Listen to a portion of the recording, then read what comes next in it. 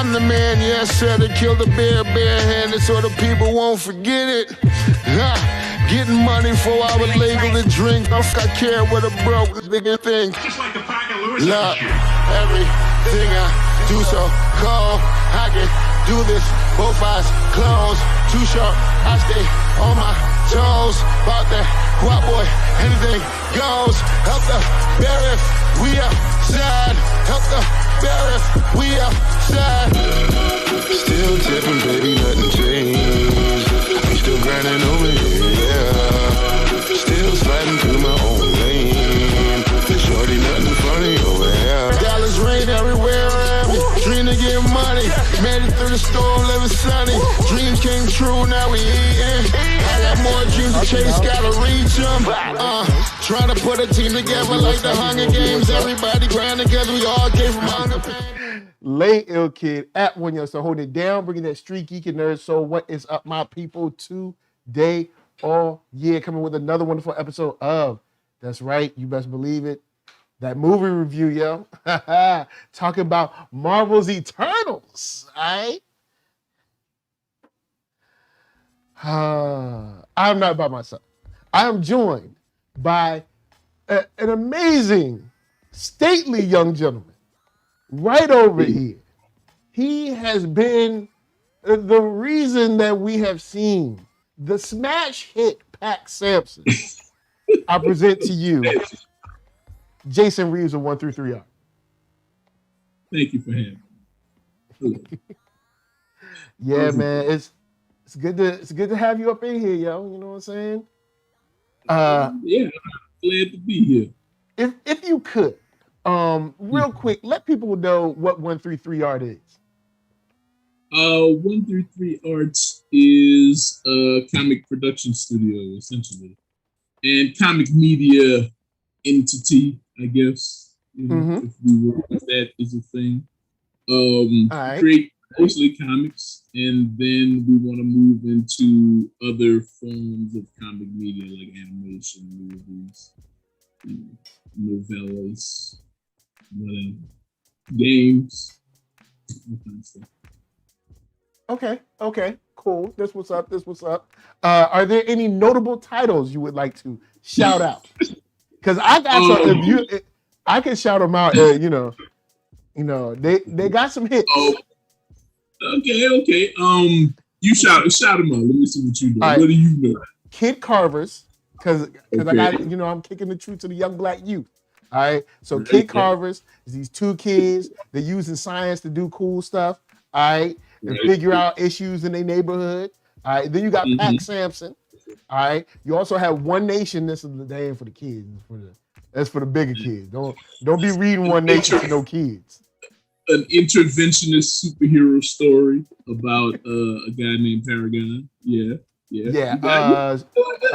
Stronghold. Stronghold's new word. Not which new, is but new like word. It's a part of the One Nation story, right? Stronghold is one of the characters in this team called the 10th, and his story kind of branches off into its own miniseries. He's the strong man of the 10th team. Word up. And then we have like the Crossing, which is basically 24 meets Sliders. Retcon. We have Retcon. Retcon is our time travel sci-fi book about crumbling time and what the people in the future do to fix it. So yeah, we got a couple of things. They got some jams. Do not sleep. You know what I'm saying? Changa and the Jade Obelisk. Yes, Changa. Historical adventure takes place in 15th century West Africa. Changa is an adventurer, merchant trader, and he's like getting into trouble. Like, yeah. Oh man. So they got some jams. So check them joints out at 133art.com. So this movie, Eternals. It came out last year to little fanfare, But a lot of us was like, look, man, I ain't going to the theater. And I ain't going to see that. People be breathing with their face all open and stuff. I don't know if I trust it like that. Disney, I can't do that for you. I can't put myself up in the hospital bed for you. So we had to wait for Disney Plus. Oh, but Disney Plus got it now. That's right. So now that we've seen it, there's been a little more social engagement, if you will. Mr. Reeves, if you could because you did make a post that I will read, but I want to get your initial thoughts when you finish the movie. Just how you felt. Did you feel good? Did you feel bad? I was a little disappointed. It is not my favorite superhero movie. And it is indeed a superhero movie. That's what it's billed as, but it is not my favorite take. Disclaimer, before we even get into all this, I am not an Eternals fan. I'm not an Inhumans fan. And I'm not a big Fourth World fan either, aside from Darkseid. So, and those things, the reason I mentioned those other two is because those things are, in my mind, essentially the same BS. So let me just put that out there. But the new guys, the Eternals, I see. All the same. Yeah. Okay. When I finished watching the film, I kind of felt similar to the first episode of Boba Fett. I was kind of whelmed. Like I wasn't over the moon for it. I didn't hate it. I wasn't blown away. There was a lot of stuff that. The main thing is I was like, the biggest feeling I felt is like, if this would have been a show, like say if this would have been like a 3-episode miniseries, maybe even 4 or 5 episodes, I wouldn't have felt rushed getting to know the family. And maybe I would have had a little more engagement with them. Maybe I would have cared a little more. But I ended up being like, it's okay. Like I don't hate it, but it's all right. But you, as you do, went to Facebook and you made a post. It aired my grievances. that you were also able to, how should you say, contribute to the site, which I thank you for allowing me to contribute it to Nerd Nuggets. I'm gonna go ahead and put it in the chat right now, the link so they can see your thoughts as I read along. Because my brother, you brought up some interesting things. So I'm gonna put the link in the chat. You guys can see this link in the chat. The title is "Y'all Delusional About Marvel's Eternals," and you said just finished Marvel's Eternals. Took 3 days because it was so abysmally boring and trite. Now it took me 2 days, not 3, but I still did it. All the pretty landscape shots in the world couldn't hide that. I think Doctor Strange and Thor 1 have new competition for the worst MCU movie. My brother, that's scathing out the gate, but there is more. He continues, says, it's like watching a documentary with celebrity activists going into an indigenous people's space and miming help and love for their customs and cultures. Playing to the camera, professing their love for these profound creatures. They are saving them, right? Their actions, good or bad, have no real consequences for them. Help them create plows or bombs. Regardless of the effect on the indigenous folks, the Eternals will be fine. And to top it off, they get to forget whatever they did in their quest to serve their egos. Meanwhile, the real activists, the Avengers, the ones in the trenches, are taking licks with the people, dying and suffering with them. Infinity War / Endgame, while getting the actual poop done. P.S. Stop with the Icarus and Superman comparisons. Not one of these characters can shine Thanos' gold boots. much less mess with soups. If the non-threat deviants can kill you, you're trash at fighting. I'm sure Falcon Cap could be the deviant. Y'all are delusional. End scene. All of that is true.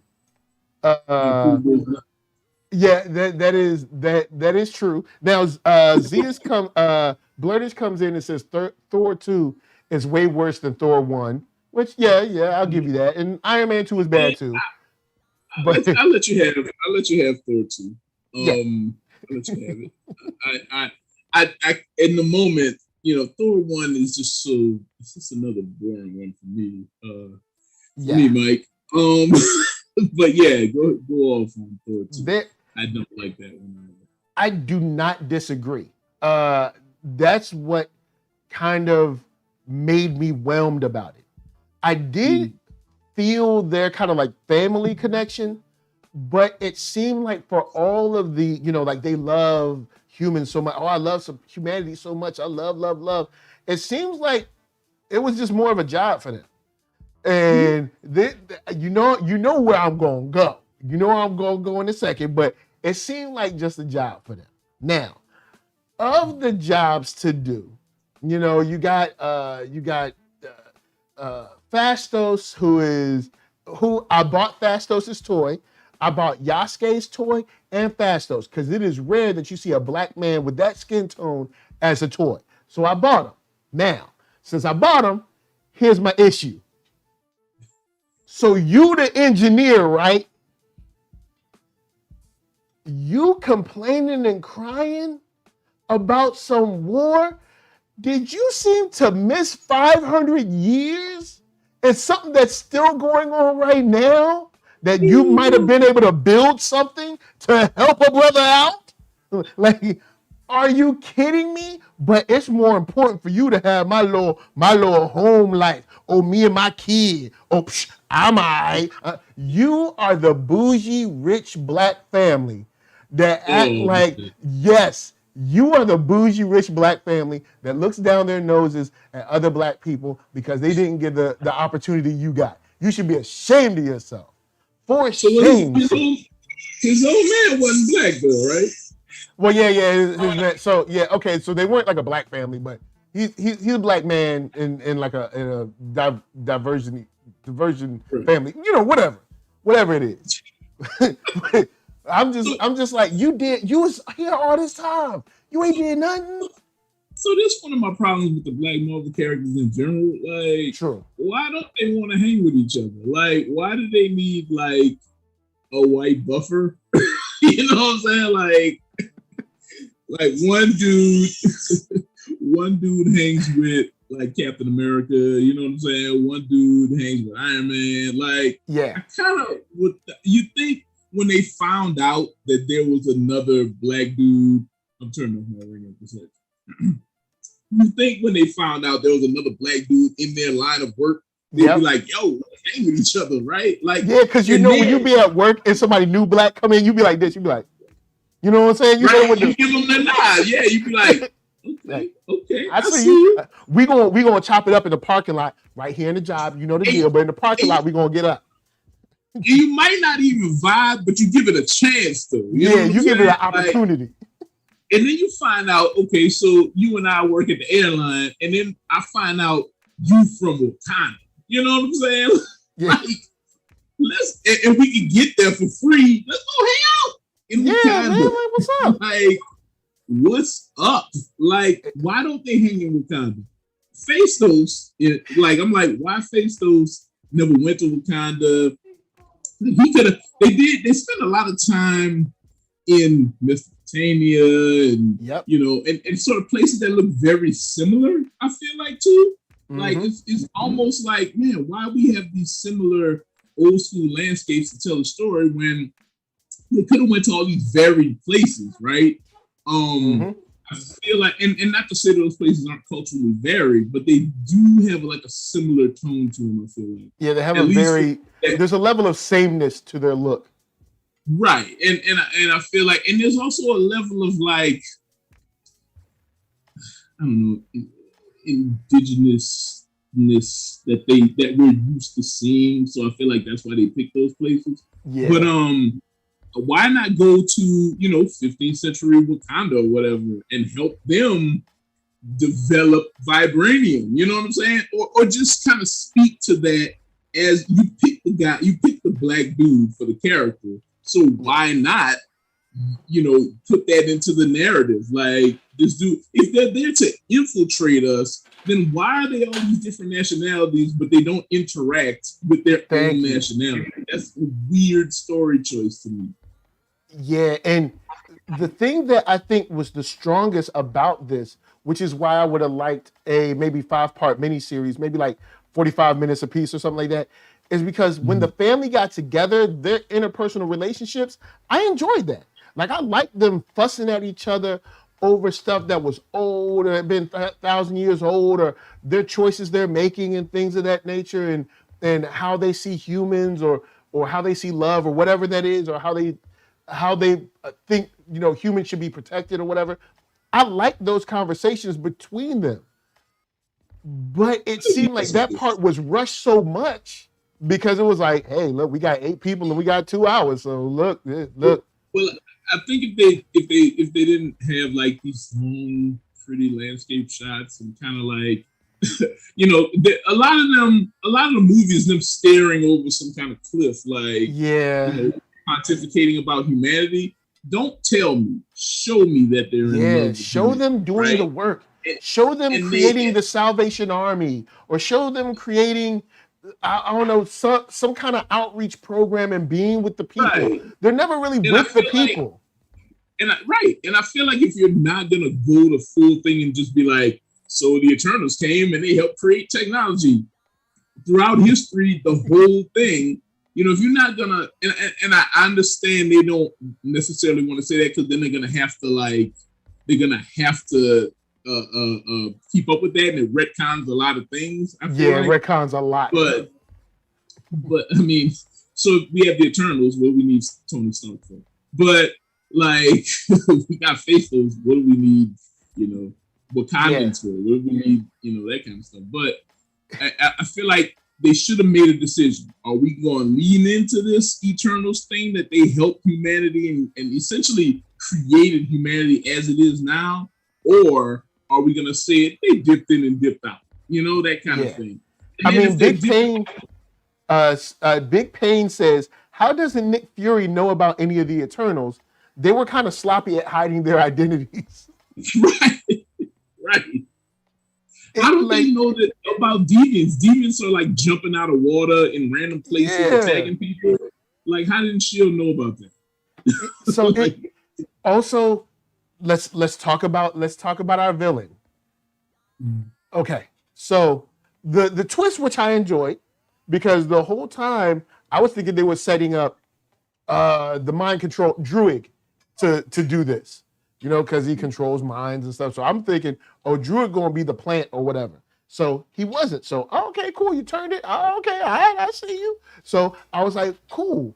But you take out, they took out deviants for like a large part of the movie, brought them back, and they had some new ability, which you were like, they just got it because they got it. And then Makari, who, straight up, I gotta find me a Makari figure, because DC, if you let Marvel do one more Fast character better than your Flash before your Flash movie, I don't agree with that. See, let me stop you right there. How is Makari better than anything the Flash has done in like 8 seasons? What did she do that's better than the Flash? No, I'm not talking about the TV show. I'm not talking about the TV show. I'm talking about the movies. She did stuff better than the Flash in the movies too. Flash ran back all the way in time, reverse time, and did all kind of crazy stuff in the last couple. Yeah, but he looked corny doing it. He don't look cool. He don't look cool. The way he runs looks weird. It just doesn't look cool. His arms be flailing. Like, I'll be like, how you running? It looked really cool when they did that scene in Justice League where he tipped the sword and it like Yes, that was cool. Or whatever. That was and then in the scene where he had to touch the mother box before when it hit, exactly when it hit the water, that was dope. So I understand these. That's two things.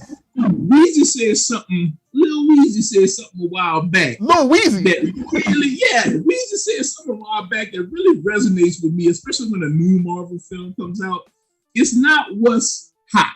It's what's new. That's what he said. It's always what's new with people when these movies come out. It's like, oh, you got Steve, she's amazing. I was like bored. I didn't even find her that amazing. Really? I thought it was kind of cool.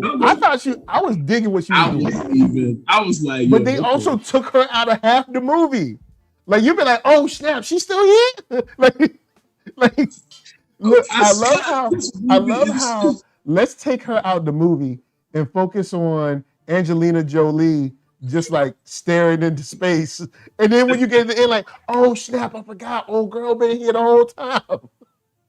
But I mean, that's the movie in general. Like they introduce different ideas and characters that could actually resonate or actually make the story richer. And they just discard that for the most basic of stuff. Like the whole love thing with Icarus and Circe, like we don't need that. We didn't need that at all. That was one of the most bland parts of the entire thing. Like, first of all, the two actors don't have no chemistry. Like that love scene with them, I was just like, that love scene should have got canned, yo. That love scene, like it was not great. It was not great. It was random, and then it was not great. Because essentially you're trying to do the PG-13. It's like just leave it alone. Just don't do it. It's like no the PG-13. Right. Yeah, it's like the PG-13 movie that tries to have like the strip club scene. Just don't do it. Like just don't do it. There's no reason to have it. Just be like, we ain't gonna do that scene. Like don't do it. And I'll talk about Circe as a character and as a hero in a second. But I do want to address your boy Geeky Andre. Geeky Andre says, I understand where you're going with this, but they were ordered to stay out of all human conflicts. They saw hundreds of wars and atrocities that were committed and had to stay out of them. Yes, but no. They created the technology that made the human conflict. That in itself is interfering with human. And also, they literally did the most interference in the world at the end. They did the interfering of all interference at the end of the film. So I'm like, if you're gonna do this, you can't, like, bruh, look. Listen. I said it in the comments. Since I've watched Supernatural from beginning to end, Eternals to me come off like angels that are just over it. They're over it all. They're kind of like they're over the whole following God thing. They're not too interested in demons. They're just like whatever. You know what I'm saying? And that's how kind of angels were portrayed, with the exception of some that tried to help out in Supernatural. They were kind of like just living. Some were creating Nephilim and stuff. Like they were just like, hey man, look, I don't care no more. And that's the thing. They spent thousands of years acting like they were doing. That's why I liken them to like celebrity activists, right? Like we giving them water. We good, y'all. You know what I'm saying? We doing it, and then they taking pictures with the indigenous people and taking their technology, and you know, like. Are you saying it's Kylie with a soda can? Yeah. When she came that Pepsi, I was like, bro. And they're manipulating them because they're giving them stories, right? They're creating the story of Gilgamesh. They're creating the story of Icarus and feeding it to the humans so that they think they're gods. Like, it's just it's just these 12 dudes, however many of them are, and 10, 12, whatever it is. 15 people just feeding stuff to humans so we could think they're gods. And then also, it's kind of like a gaslighting thing, right? So they tell us we're gods, and then they leave, you know, whatever area they are after they spin all these stories and give out all this technology, and then we go and kill ourselves, and then they be like, man, the humans, man, what's wrong with them? What's wrong with them? It's so ridiculous. So Hasso comes in. I hope I'm pronouncing Hasso. Hope I'm pronouncing it right. Says Eternals do as Erisham commands. Fastos influences humans to discover the next step in technology slowly, but when there is conflict between them, they don't as Erisham wanted. Yeah, that's cool, but did Erisham want him to stop the emergence? It's like you can't oh, we done seen so much. We got the buck stops here now. I just be like, come on, bruh. Like, why not do what he say all the time? Like, I don't understand. Like, I don't get it.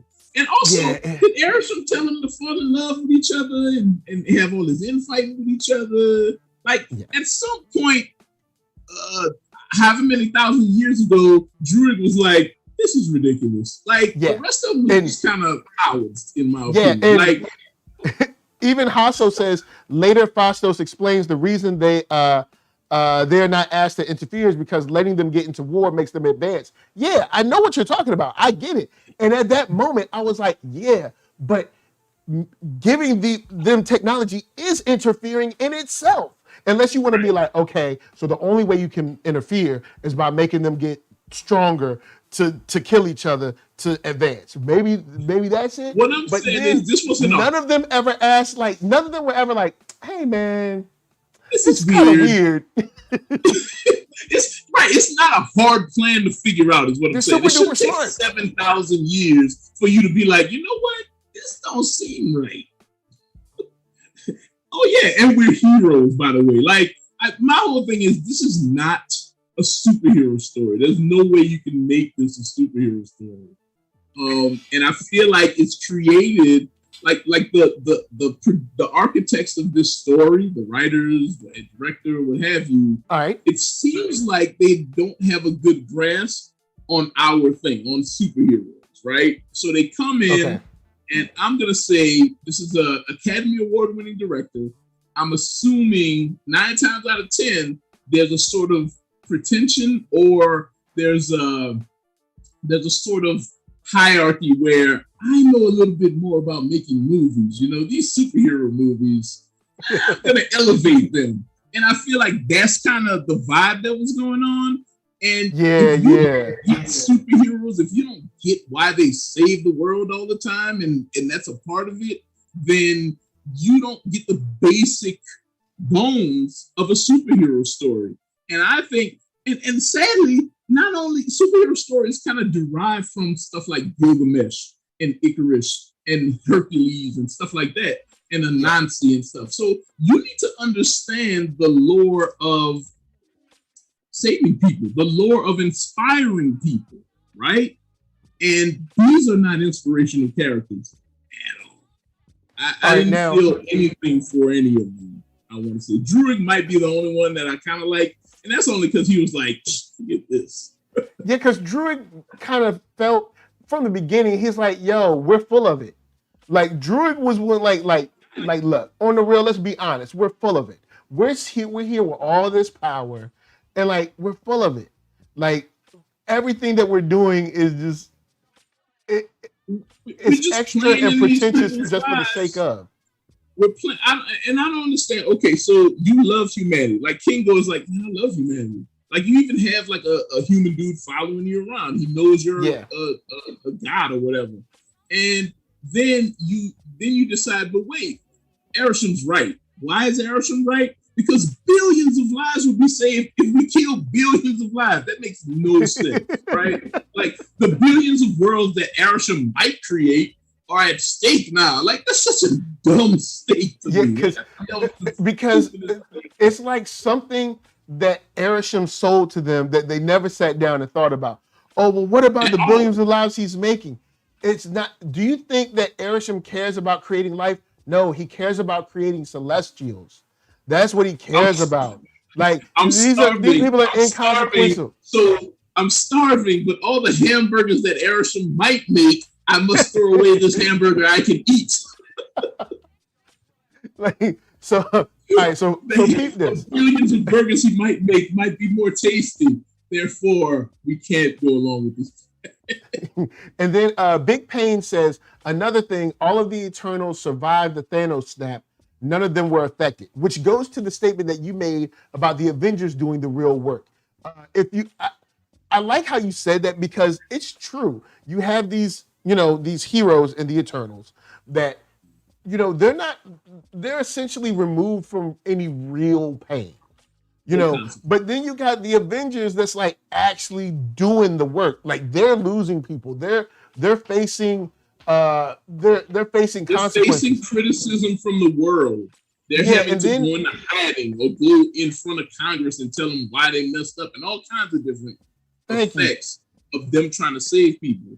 And the Eternals just get to sit around, in England or whatever, having a nice drink, celebrating whoever's birthday party, because they're heroes. They love us. They love us. Yeah, they love us so much. They haven't really exhibited the love, but they love us so much. They care so much. And it's not. I don't want people to think that I hate this movie, because I do think there's parts of this movie that are important. But I don't think the movie really pays attention to that part for long. I think the part where they're all together being a family, hashing out their thoughts and ideas over Ayrsham, over humans, over their treatment of humans, about whether they're essentially frauds or not, over being heroes. I think there's a lot there. And there's a lot of greatness there. That's the meat. But they fly by it. They fly by it for Icarus to try to look cool. Now, in the trailer, I don't think it made it to the movie, but in the trailer, Icarus makes a comment about, like, I can lead the Avengers. No, you can't. No, you can't. Oh, no, it's in there. I think it's in there. Yeah, you're right. It's like who's gonna lead the Avengers after Captain Rogers? And he's and they started like laughing and stuff. No, you can't. You can't do that. You want to know why? The Eternals. You can't. Thank you. You can't lead the Eternals. These are people in your family. How you gonna lead them? Where you gonna explain? What you gonna do? Tell another lie about where you came from? I want to address this. So before, when the movie was, when they're doing press for the movie or whatever, and they're hyping up the movie, they're like, Marvel's about to create these characters who are stronger than Thanos. No. And I was like, I mean, these people, like, if they were there during the Infinity War, they would have beat Thanos in like one day or whatever. And I was like, are they serious right now? I was like, this, because I was like, when I started watching it, I was like, okay, let me see these people who can beat Thanos. Now I know in my years of comic experience, these people ain't touching Thanos, movie-wise or otherwise. But I was like, let me see what they gonna do. Man, how these people, every character is getting like knocked out by bricks. Like they tripping over themselves. I mean, look, all right, so I was watching something and it said, why not give, if I was Ayrsham, why wouldn't you give all of them all the powers? Like, why wouldn't they all have this cool power set? Look, okay, all right, so keep this. I want to help make your Thanos point, all right? Thanos waxed the Hulk, all right? I mean, waxed him, all right? And this is the Hulk when the Hulk thought he was doing something, all right? I don't think there's anyone on the Eternals that can beat the Hulk. Not the current now, like I'm doing Science Hulk. No, I'm talking about the Thanos, the Hulk smash Hulk, the one that was high-fiving Chitauri, all right? The one that jumped up was like, ha ha.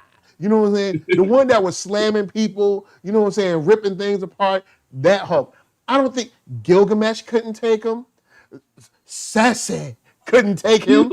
Icarus. Gilgamesh couldn't even fight, bro. Like, everybody was hyping this movie up. Like, everybody saw this movie months ago, and it was hyping it up. I read all of it, and it was like, Gilgamesh can fight, yo. I was like, all this dude do is slap things. That's not. I ain't seen him block. I ain't seen him throw a kick. He just deviant. Look, I don't think none of them can't fight, bro. I don't think none of them could beat the Hulk. None of them. I don't think none of them could. I think Falcon Cap got hands for the Eternals, and he can't fight. And look, and peep this. Thanos didn't even have all the stones. Thanos had what? 2 stones at that time? 3? Something like that? I think he had 3. Maybe 3. Whatever. He had 2. And he didn't even use the stones on the Hulk. Thanos said, Thanos said, "Oh, okay, I see you got some strength. Word, no doubt. Let me show you what this technique about, though. All right, because see, you got shot raw to the strength." collarbone, and it was over. He said, and the next thing you know, Hulk was like, "Me no want trouble. Me no want trouble." And the Hulk died, man. The Hulk was dead to me after that, man. Like after Infinity War, when he wouldn't come out, like I could see him taking that first L, but when he wouldn't come out, I was done. That was it. The Hulk is done, man. Hulk is done. You lost all your G code, bro. You done. Yeah, bro. ain't nobody want to see no Hulk movie now. Like you lost, bro. Like you done. When you came out, when you were like, no, people don't want to mess with you no more. But I contend that there is no Eternal that could beat the Hulk, the kind of like the World War Hulk that we got from Thor Ragnarok. None of them could beat him. All right, the one that beat the big dog, the wolf or whatever. None of them. All right, none of them. Bruce Banner and the Hulkbuster got hands for all the Eternals. Icarus too. Yo, listen. Yo, all right, peep this. Hulk plus the Hulkbuster versus all the Eternals. The only one I'll give any chance is maybe Makari because she can play keep away long enough. But if Hulk get the hands on her, it's not gonna be pretty. But she can't hurt him though. She can't hurt him. All she can do is survive. You know what I mean? She can run away and be like, "Whoo, thank you, Jesus." She better go get Excalibur. She better go grab Excalibur from the ship, from the Domo. Yeah, go to the Domo and Also, Makari run to the Domo and be like, "You're like, I'm out." Man, listen, y'all know y'all spaceships don't come equipped with rearview mirrors, but you know. One of my other issues is, so I think the deviant plot is actually interesting because the deviants are the ones who figured it out first, right?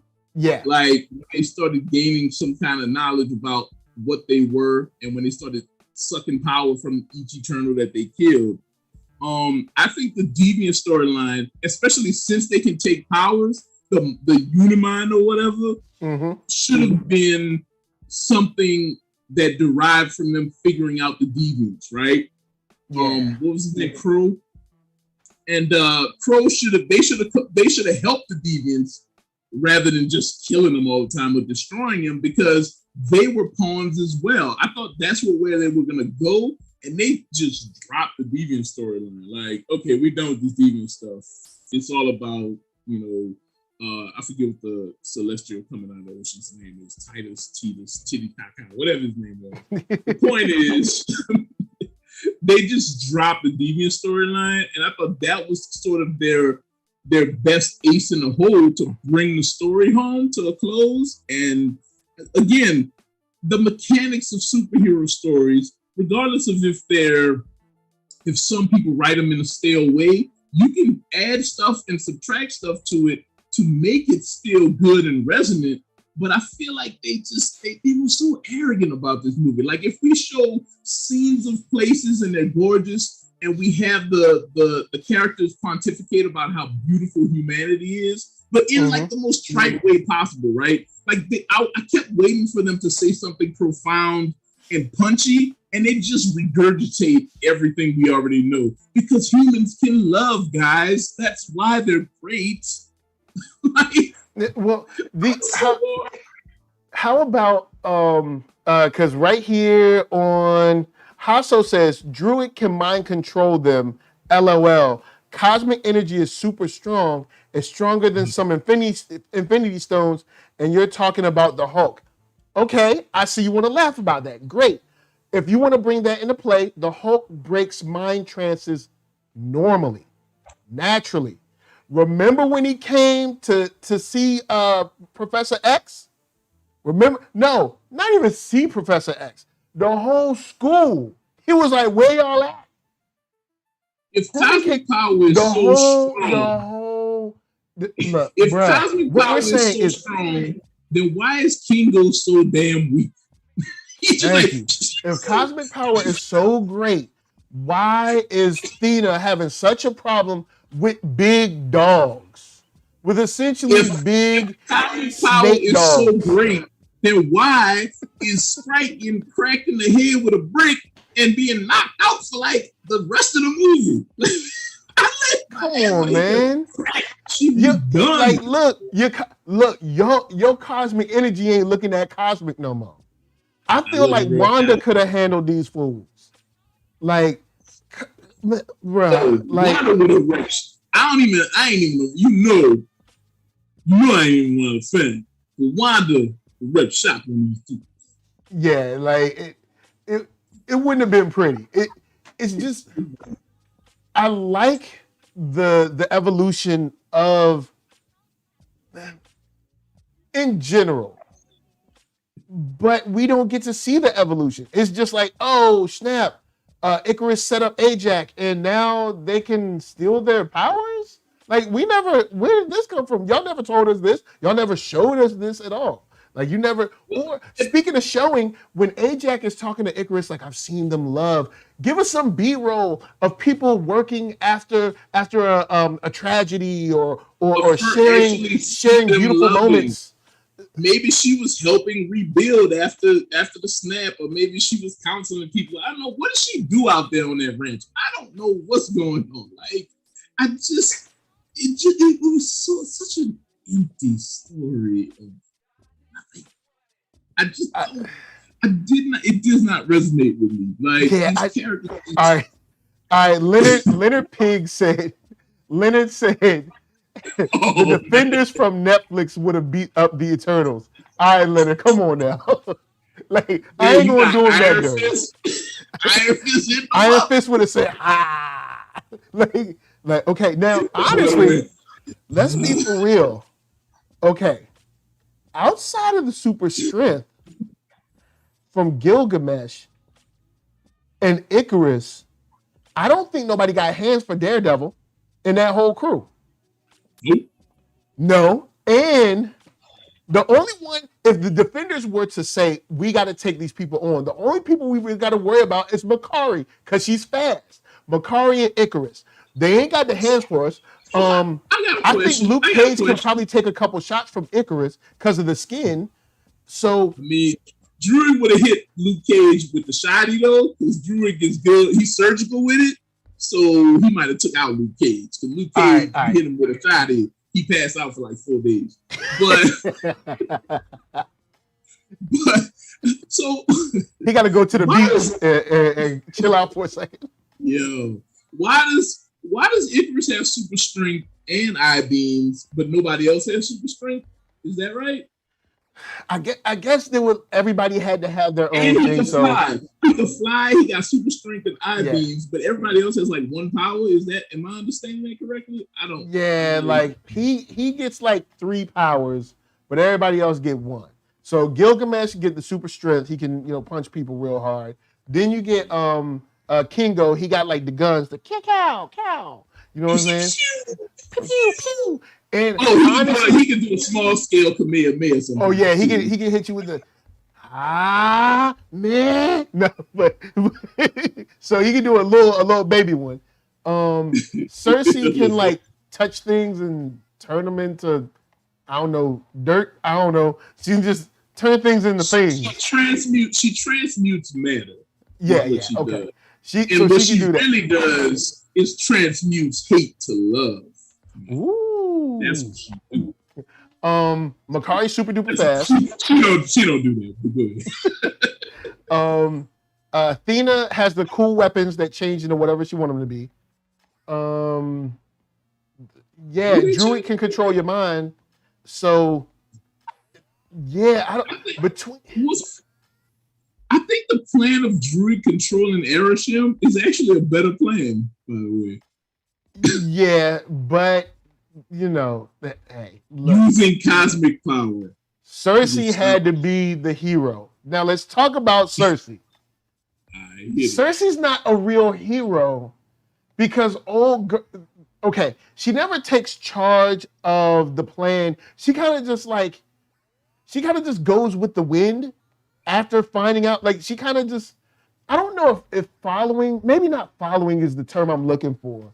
She kind of just like, it's like she wants to do right, but she wants to make sure everyone like, do y'all want to do right too? Cause I just want to make sure, like Captain America was like, I'm doing right, that's it. I don't care who's on my side or not. That moment when he stood up against Thanos and the armies, when he ain't know nobody was behind him. He still got up, he tightened up that shield, he went out there. That's not Cersei. It's not her. It's not her. That's the difference. She's not a heroic character. She's not even really, she's not a leader type character. Like True. I don't really get why they put her in the lead position. Because, you know, everybody assumes that she's gonna step up to the plate, you know, because she has this sort of passive power, and that's kind of like the hero's journey sometimes, you know, like yeah. But she doesn't really have one. Like she never really accepts being the leader. She never she didn't come up with the plan. Phastos came up with the plan. All they really did was decide that Cersei gets to say yay or nay, and then she kind of was like, all right, I guess we'll do it. Because they were like Ajax chose her, so that's it. And I mean, I kind of get it, but then at the same time, it's like they built Cersei to be oblivious to a lot of stuff and not really have a personality. Like so she knows that Sprite is jealous of her, right? Yes. Or at the very least, she knows at the end when she gets stabbed, and then she's like, "But I'm gonna help you because you know reasons. Like you stab me, I'm not turning you into human on principle." Yeah, you stab me. You know what? Or when I say I'm turning you human, I'm gonna turn you into like 103. That's what like you stab me. Now learn your lesson. Also, so was that a cosmic sword she got stabbed with or a regular sword? Because cosmic people get stabbed. I mean, cosmic robots though. Also, I want to talk about them being robots. That's kind of dumb. They robots, they eye robots too. Like you pull off their skin and they eye robot. Where Will Smith at, man? I bet you Will Smith would take out all the Eternals. There's a lot that I'm like, yo, man, this would be great if maybe we had a series instead. It could have explored a couple of these things because as the movie, I'm not sure because especially with Cersei, it was just. It wasn't cool. Then Hasso says, but Ajax chose her because she loves humans and would have the highest chance to do the best choice. Great. Okay, great. Let's stick with that, all right? Let's stick with that. Okay. Cersei loves humans. Oh, she loves humans so much. Yes. Oh, and Ajax does too. Oh, they love humans so much. Really was Cersei like the Martin Luther King of like London? No, she was just a teacher. You didn't see her out there, you know, running an orphanage. That would have been fire. She wasn't running an orphanage or helping battered women, or she wasn't doing anything that like showed she loved people. She was just a teacher. Now, I know people going to be like, teachers love the kids. But yes, she's not pushing for people to have a better life. And if you're supposed to love people so much, she loves them so much. You know what would have been fire? If she was the renegade Eternal and she was like an activist, right? And she was in London like, yo, we see that policy is going to change this way, but what we going to do is we going to protest. And when they came in on her, she was a straight up activist. She was done with Arisham's BS, right? And then when Icarus and them meet her, she's like, man, y'all don't understand. That would have been a fire leader type, you know, thing for her. Like, that would have been great. Yeah, because it just, it comes off like kind of... She's just even the entire movie. She's kind of like a follower. She got a dude that's in love with her that's turning evil, even about it. She got a Sprite who hates her secretly. Yeah. Even about it. It's not even Cersei's fault for Sprite to be hating her. But right. she like look. Ajax has essentially betrayed them and lied to them their entire lives. Pretty even about that. You know? Yeah. Okay, I'll take it. Like, I mean, it's just not a good character to put at the forefront. I hated Icarus, but at the very least, he picked a side and made decisions. Like, to me, that's better than. And talking about picking sides, your boy Kingo was like, "Look, I love all y'all, so I'm gonna go sit this out." Huh? What? I feel like, okay, I will say this. I feel like I feel like the writers realize we got a lot of characters. So some of y'all gonna have to sit the bench. Makari, guess what? You're gonna stay on the domo. Yo, why I gotta stay on the domo? Because I said so. Maybe they just decided that wasn't gonna help in the final battle. They could have did more than this. It's just like, did he ever? He didn't even do this once. It was right there. He should have. Yeah. Or maybe a scene where he was like, right. You know, like it. Oh man, I mean,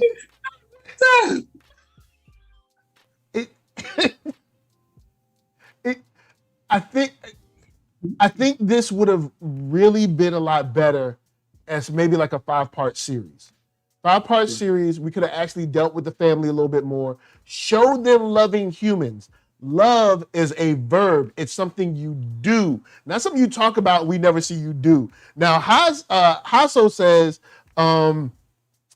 maybe we didn't see the other part of history where she was loving humans so much. Show it. You got the camera, meaning the production team and all that. Show it. Show her loving humans. Show her like being in service positions for these people that you love. I don't see y'all in service positions. I see y'all essentially just like kicking it, being rich or movie stars or something. Like that's it. They come when they got a party in Mesopotamia. They there. They got a party in Mesopotamia. Let's go. And then when Mesopotamia start beating each other up and skinning each other or whatever, then they're like, all right, we out. This ain't cool anymore. All right, we can't do this no more. We can't do this. Festos, hang it up, bro. Let's get on the domo. Festos said, he over there crying about a bomb. I'm like, but dude, what about, I'm up in here like, yo, you realize that even though this bomb went off, and that's bad, you should have been somewhere else helping something else out. They said that they created y'all to look like the different peoples so y'all be able to identify and all that. So why you ain't identify with the people?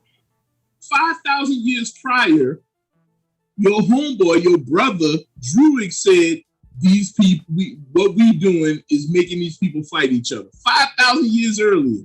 So 5,000 years later, you gonna create a bomb and think that they're not gonna use it for evil? Yo. I don't know, Festos, though. Also, Festos, give the bomb to slaves. Yeah, go into slavery. Give them the ability. Like, there's no way. All right, and that's what happens in these kind of stories. It's like, all right. So you've been here for thousands and thousands of years, right? All right, cool. So you didn't notice any activity in the Atlantic Ocean? Maybe any travel? The ships. He probably was like, here's a ship schematic so you can have slaves. Yeah. This is how many you can pack inside of the ship. This is exactly how you can do it. It's like, come on, man. Like, you looking like a sucker right now. And then you ain't do nothing since then to try to help. It annoys me that even when when we're included, we're still marginalized because there's no consideration of what our story should be. I mean, the most basic of shit that you can give to an engineer character is who helps with technology and hands it out is to say, I helped create the atomic bomb. You're not saying nothing. You're not saying nothing new. We can go if you literally type Google Oppenheimer. He had the same reaction to doing that. You're not doing anything smart. And that annoys the hell out of me because you have a black engineer character. Do black things with him instead of just mirroring what you know of Oppenheimer. That's why I call the movie trite. Because they was doing trite shit the entire movie. It's ridiculous. It's not. All right, so Hasso says you guys keep going on the same argument of them doing bad choices, but that's the point. The bad choices are because of their blind faith to Erisham, and so they understand the lesson of understand the lesson Their blind individually. choices are what Cool. suit them That's at great. the time. All right, every so time. that's the lesson. All right, great. Let's go on your your point right now. Okay, so their bad choices are written badly, directed badly, acted badly, and ending a movie that isn't as exciting as it could be. Nobody can sit here and tell me that they're as pumped coming out of this movie as they were watching the first Iron Man movie, or as pumped coming out of this movie or as they were watching Infinity War, Endgame, the new Spider-Man, No Way Home, Black Panther. Yeah, there's a lot of Marvel movies about choices and their consequences. They're just done better. Civil War is a better movie about people's choices in the past and in the present. It's just done better. You know what I'm saying? Like Captain America chose not to tell Iron Man that Bucky killed his parents, because in some respects he might need Iron Man's resources to help his best friend, and Iron Man don't like that. So we gotta he fight. Also realizes that even though his friend killed him, his friend didn't really kill him. You know what I'm saying? Like his friend, it wasn't him. Yeah, Iron his Man friend was knows being this controlled. too. Iron Man knows it too, but that's his parents. That's his mama. So he don't my care. Mama, dog. That is a movie about choices that doesn't cop out about those choices. Them dudes had a knockdown drag out. This movie is a cop out about those choices because they knew 5,000 years ago, at the very least, they pondered that this wasn't the right mission, but they didn't care. They was having a good time. They was partying in Mesopotamia and at the Great Wall of China, and it was cool. Let's chill for 7,000 years. We'll see what happens. That's not characters you can get behind. Oh man, I think this movie did a lot of telling and not showing. Like we heard them. They talked a lot about how much they loved humans. We didn't see them loving humans. They talked a lot about how much they wanted to think about their choices, but we didn't really see them struggling with those choices in different situations. We saw them kind of like living the high life, essentially. Let's talk about like none of them were like living like poor or like mediocre lives. Even Astos looked like he was in a kind of like an upper middle class situation. You know what I'm saying? So he had a force field around his house. Yeah, that's true. He had a force field. No, like let's talk about Makari. She's not with humanity. She chilling, reading books in the domo. She good. Let's talk about Druid. Druid got his own township of people, sawing and cutting his firewood so he can have a nice fire at night. You know, he mind controls when he feels like it. Like right. We don't even know what Icarus was doing for 5,000 years. He just went away. Yeah. Ajax on a farm. Like these people don't love humanity. Ajax on the farm. She don't give a damn about what's going on with us. The only few that are in with humanity is like Sprite and Circe, and they still don't care. They still just partying. Like it's still Mesopotamia all over again. Oh man, Sprite is an interesting one because maybe you could have had a conversation about youth culture through her because she of course is super duper old. She has mad information. Infiltrating. Maybe the reason she looks like a kid is to infiltrate that arena, right? Mm-hmm. But we're not really infiltrating. See, that's the thing. The movie doesn't even take that into account. Yeah, and I did want to I did want to drop this. This is an interesting piece for Bleeding Cool. I can't remember if you shared it or not. It might have been you. Maybe Rashad shared it. It was me. Okay. So the title is, I put the link in the chat. The title is Eternals, Thoughts About Marvel's Flawed but Interesting Experiment. And there's a part that says Eternals are not good guys, which is another thing. You really don't have anyone to truly root for in this movie. But the movie, it says the Eternals are colonizers, not underdogs. They were sent to Earth to oversee and influence the progress of humans. They're an elite for whom the stakes of losing Earth aren't that high, since they'll just be taken off-world and rebooted. The thing about real-life colonialists like the British is that the government conditioned the rank and file people to believe that they were doing good and bringing civilization to the colonized countries rather than exploiting them for their resources. That's a strong analogy that Eternals draws with its main characters. Then they realize they're working for the bad guys and decide to save the world, which is a common Marvel story trope. The deviant Crow is right when he points it out that they're not heroes, which goes back to why I really wish we saw more of the deviants. Like him coming into his awareness or however he did, that would have been beautiful, because we just see Ajax get double crossed, and then it's like, oh, they can take powers? Who did when? That's okay, more, all right. And is he the only one that can take powers? Like, there's Yeah, it's several like, deviants.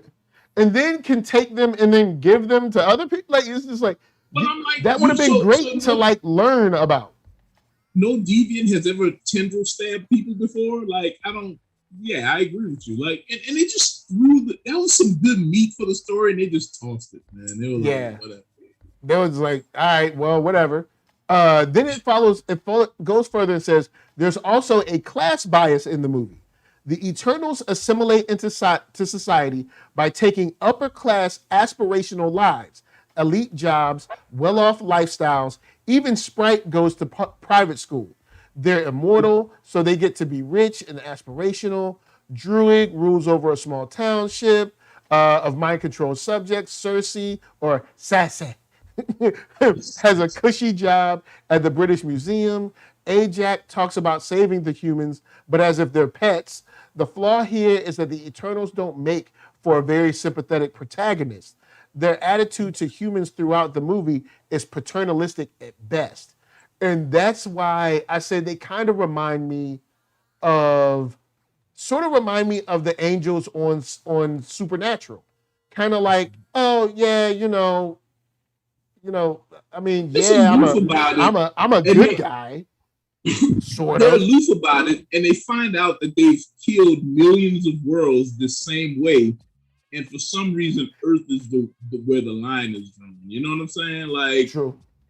Because these people, we know as the audience that there are people on various planets who are worth saving, same as Earth. You know what I'm saying? We know that. You watch one Guardians of the Galaxy, you see all these different interpretations of other planets and their aliens, and all these people love, all these people have heart or whatever, but now they draw the line at humanity. Like, I hate when they do that in comics and movies. It's like Earth is the bombest place to be, and like right. No one parties like Earth, and then we see in Marvel's What If that Thanos is the bartender in Nowhere. Look like Nowhere might be kind of lit though. Like, Nowhere might be kind of dope, but without going too much further, Mr. Reeves, if you could score Eternals from 1 to 10, where would you put it? Oh man, you're gonna be in trouble. Don't hate me, y'all, man. Like 1. Like, a 1 out of 10. I am probably never gonna watch this movie. I agree with you. I'm probably never gonna watch this again, but I'd put it above a 1. This does have some interesting concepts. They don't really follow them for me. I don't even like the concept of that, bro. Like, I think their costumes. Usually, I get all the Marvel art books. Right? Usually, I'm even if I hate the movie, I'm psyched about how they look. And man, these costumes, and I was just like, yeah. Okay, I will say, and deviant designs. Keith from Blurtish is in the chat right now. I was like, yo, over the holiday, I was like, yo, man, I picked up Fastos. And he was like, nah. No, he said he wanted a Paperboy toy, Paperboy from ATL. And I was like, look, you better pick up that Fastos because you ain't getting no Paperboy. So I was like, pick it up. He was like, I don't want to. Keith said something like, I don't want to see Paperboy in a pastor robe or something like that. I was like, yo, on the real, Donald Glover, I know you watched the show. Let's get that Paperboy toy. You know what I'm saying? Let me get that Paperboy. You can have Paperboy in a chair the same way he was looking at Old Boy on that like PBS show. Yeah. Just have him in a chair like, yo, man. But yeah, with that said, I'd probably say maybe like a 4.5 for me. I don't hate it, but it's definitely below average for me because I think the things that I thought were dope were never followed up on or showed. And I ain't trying to hear about, but see, you don't know though. They had the ebony blade. Oh, didn't you see the ebony blade? Oh, then they got blade at the end, dog. You ain't see that? Oh, you gotta look at. Well, none of us saw Blade. We heard him. Yeah, we heard Blade. like it. I don't hate it. It's below average though. I'm probably never gonna watch it again.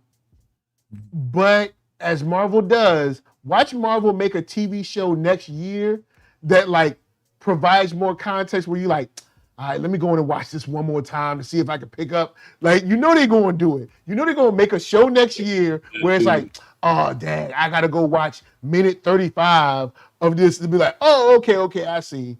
Because the deviants... If Selby Cat Man getting beat up, I ain't watching. Oh. Yo, man, look, Marvel. One, recast T'Challa. Shout out to E-Man's Movie Reviews out there wearing brown velvet on WGN or whatever. I don't know if it was brown velvet. It looked velvety though. You know what I'm saying? You was looking good, brother. Like recast T'Challa and stop acting like black people don't like kicking it with black people. There's no way. There's no way. It's no way that Falcon knows about Wakanda and like never goes back there. Like I'm gonna be honest. Once I knew about Wakanda, I would have came back, got my family. I'd have been like, yo, T'Challa, can we move? I'd have came back, got my family, been like, we out. See, bro, we broke over here, bro. We can't afford our daddy and mama's house. You hook us up in we even got to be in the castle. Can we be with the rhinos and them people? Yeah, you can put us on like the outskirts, like some just let us be in Wakanda. Give me some Wakanda bucks. Can I get some of those so I can like pay off my mortgage? Like, look, he got too many friends to be a money problem. T'Challa and them stingy at the same time, so like T'Challa, they that's what Killmonger was talking about. T'Challa, like, look, unless it's in this boundary of Wakanda, we don't know y'all. We don't know y'all. Y'all ain't my family. You ain't my family. No, I'm really your family. You are my family. No, it's like you ain't my family. No, I'm actually your family. Oh, like, hold on. Where your mama at though? Is your mama coming too, or is it just you? All right, see, stop erasing black mamas. You know what I'm saying? Where's mama at? All right. All I'm saying is like, well, Disney killed parents too. Disney will kill some parents fast. Disney kills parents to create character growth for children all the time. All the time. They be dying on boats and stuff. Like, he was an orphan. Be like, dang, again? Like, you can't become a superhero if you got two parents. Man, if you got parents, you can't even get strong with them. If your mom was a single mother on food stamps, you ain't allowed to become a superhero. Sorry, bro. It's like, look, you gotta, peep this. You gotta lose both of your parents, because if not, you ain't gonna get struck by lightning. Ain't gonna be no radioactive spider. no kind of, I don't know, chemical spill. It ain't gonna, none of that stuff's gonna happen to you, all right? Like, you gotta be fatherless for that. You can't have no kids. Man. I mean, no parents. I see some Shang-Chi slander going on in the chat. Shang-Chi was, Shang-Chi's another one that I Shang-Chi thought was better like, than Eternals. it was another one that I thought was all right. I will say this, even with, all right, even with Screwface Aquafina, I would watch Shang-Chi again before I watch this. Even though Shang-Chi has the basic problem that I said it would have when they first announced it, I was like, now look, this is supposed to be the martial arts man. You're coming in, I was like, Disney, look, you're coming into a world where Warrior already exists, where the Raid already exists. You're gonna have to come correct. And they came like regular. Like they would, like I wasn't blown away. They came a little more correct than you. I would give Shang-Chi a higher rating than what you're saying. The fight scenes, I was just like, I felt like they were going through the motions. I felt like we've been there before. Not in Marvel. Not in Marvel. You wasn't feeling the bust of the bamboo scenes? Yeah, not in Marvel, we haven't been there before, but just like in film, we've been there before. Like, I feel like this was a time for them to shine with some martial arts skills, and like I feel like they gave us like a C+. Like I think obviously they couldn't do the Raid. Well, yeah, right? Like, but I mean maybe some of the moves, maybe not the blood, but just like the moves where it's like, and even the camera movement during the moves, like I'm like, this is y'all time to shine. Like this is you know, this is the martial arts one, man. This is that they didn't disappoint. I thought the bus scene was like, I thought, and I really did like them on a skyscraper, but there's the bamboo. I didn't even know, do they really, in like China, do they really use bamboo for like, maybe, I don't know. I mean, I know bamboo is strong, but I don't know like how strong. You know what I'm saying? I don't, like really when it comes in terms of buildings and people just walking around on them, I don't know how strong bamboo really is. Bamboo is really strong and flexible. Like it, that's like a that I've heard that like historically, but do they use that? That was an interesting thing. I haven't looked it up yet, but that's kind of interesting. Yeah, but I definitely put Shang-Chi. I think I gave Shang-Chi something like, it was kind of middle of the road for me. I was mad they killed the dad. I do think there was a way forward without the dad dying, because I think the dad was like, he was like, Tony Leung was dope. Also, like, the scene in the restaurant when he was with his son, that in the trailer it looked like, oh, this is about to be boss. And then in the movie, you don't show it. You cut the camera. I was like, you mother suckers. All right, show me his dad going off. Show me what the rings can do. All right, show me. But I let it slide. You know what I'm saying? It was middle of the road for me, but it was still better than the Eternals. So I'll give them that. You know what I'm saying? It's like Eternals might be my worst Marvel movie. Like, even though Eternals doesn't have someone in the cast, at least that I know of at this time, that's anti-black, but still, at least Shang-Chi was like, he made decisions. He was a hero. And he had better clothes. I would watch WandaVision again before I watch Eternals. Oh. And you know what it is. You know how I feel. You know how I feel about those first 2 episodes of WandaVision. I feel like them joints is unnecessary. But yes, I would watch WandaVision again, whole series, before I watch this. With that said, I'm gonna throw it right over here. Jason Reeves, where can they find you? 133art.com is the hub, big distro for your comic book needs as well, for our retailer friends, and at 133art on all social media. That's right. Believe that. So, I'm gonna leave y'all. All right. But look, y'all ain't got to fret, because we're going to be talking about Arcane tomorrow. NERDSoul, Facebook, Instagram, Twitter, all them places. Hit that thumbs up if you like what you're seeing. Hit it down if you don't. You can't see it no way. Well, I mean, actually, there are plugins for you to still see it, but I don't care if you hit the thumbs down. Look, just hit something, all right? Just don't hit each other, all right? Stay nonviolent. Unless you got to get violent, then you got to do what you got to do. So we got podcasts, Spotify for music. We're going to leave y'all. We're going to leave y'all with some dope joints, of course, from P.L. Parker Lewis and Architron. From us to you, I want to give a shout out to Big Pain, Antoine Allen, Geeky Andre, Blurtish, Tyler Bennett, Vulcan. No shouts out to Keith. No shouts out to Keith. No shouts out to Keith. Was it Shang-Chi saying Z? Don't do it. Was it Hasso that came through? See, I think that might be everybody. I think. If I missed you, Eon 001. If I missed you, it ain't on purpose. Y'all got like little names. Oh, Silhouetted Animator. But if I missed you, it ain't on purpose. Janine up in there too. That's right. VV, much love. From us to you, we out.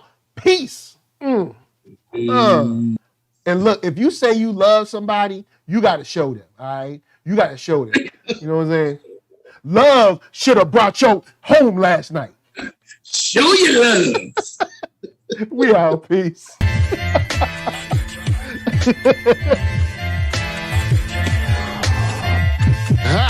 I'm the man, yes sir, that killed the bear barehanded so the people won't forget it. Getting money for I would label the drink. I care what a broke nigga think. Just like the Parker Lewis. Look, everything I do so cold. I can do this, both eyes closed. Too short, I stay on my toes. About that white boy, anything goes. Help the bear if we outside. Help the bear if we outside. Still tipping, baby, nothing changed. I'm still grinding over here, yeah. Still sliding through my own lane. Shorty, nothing funny over here. Dallas rain everywhere around me. Dream to get money. Made it through the storm, living sunny. Dreams came true, now we eating. I got more dreams to chase, gotta reach them. Trying to put a team together like the Hunger Games. Everybody grinding cause we all came from hunger pain.